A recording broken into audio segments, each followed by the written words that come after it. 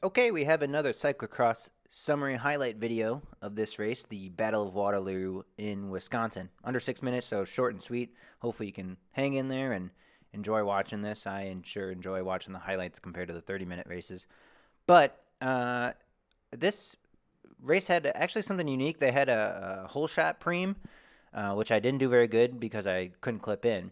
But the highlights from this video are really going to show some issues I had with just technical skills, the ability to take proper lines and to be able to take corners and essentially keep my speed through certain sections.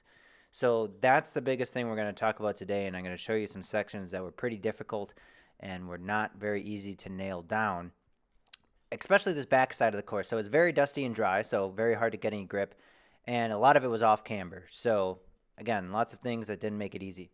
As you can see here, the start is not going very well for me. Look at all the guys that just passed me. You get caught up in traffic, shit like that happens.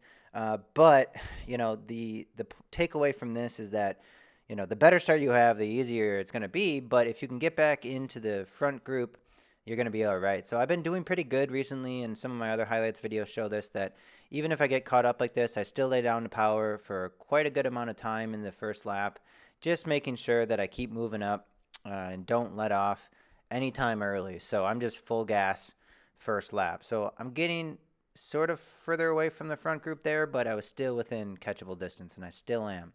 Now this section, you go downhill quite a bit, and I was like not taking the right line here. I think I was going too high, but also I was not gearing properly. So I was sort of spinning out, and I was trying to gear down way too early, and so it didn't allow me to keep some of that speed even into that bump. So that was difficult.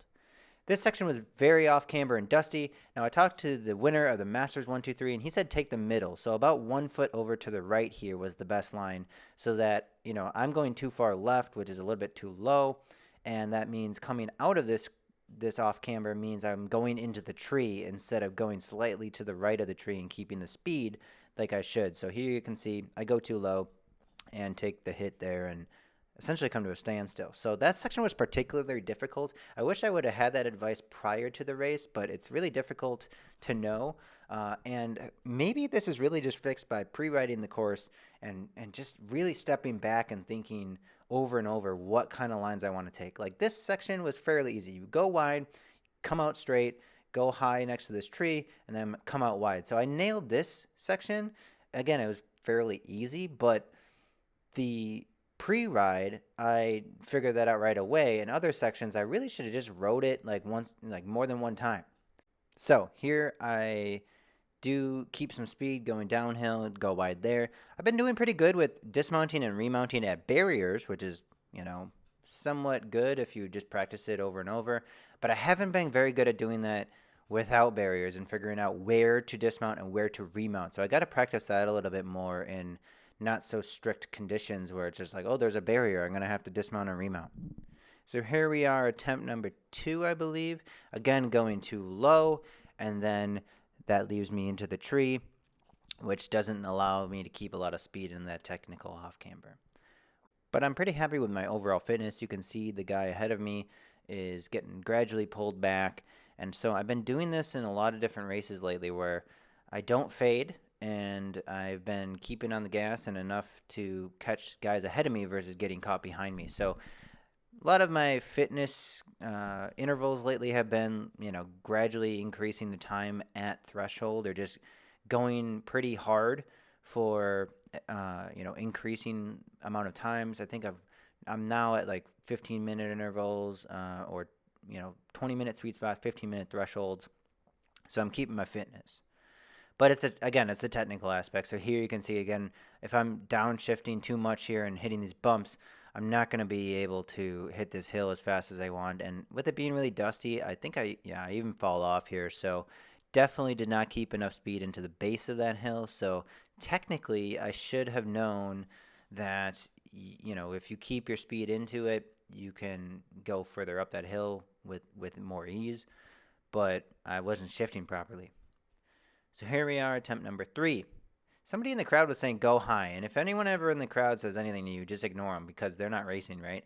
Uh, I went too high, had absolutely no speed into that, come to a stop, put my foot down, and have to get back on. So definitely not the approach to it, and I'm not going to do that again, but definitely was not figuring that out fast enough.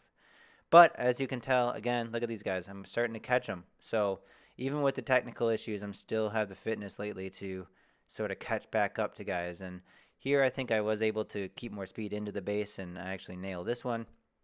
But the guys up ahead are now in catchable distance and the technical skills are going to be more heavily relied on. So that's, not fitness related, it's technical abilities. But I do nail this line here from what the Masters winner told me to do after the race, of course, not during the race or before it, which would have been great. But I couldn't catch the guys ahead of me. So lesson learned here: technical abilities need some practice.